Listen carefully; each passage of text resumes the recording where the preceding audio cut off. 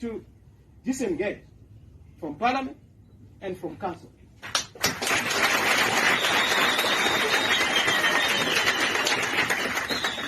Until this issue is resolved.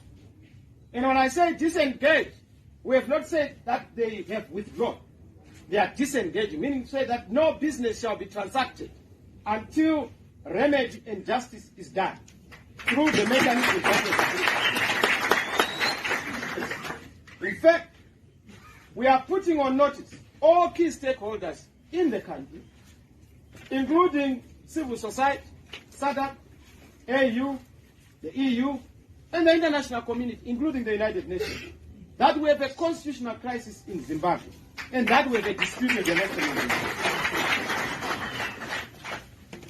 And we are going to run a campaign diplomatically, politically, in a peaceful manner, in a constitutional manner, because there are remedies within the Constitution, and we are going to exhaust them. A lot of people are saying, no, you are too slow, you are not able to do this. No, take it easy. We know what we are doing.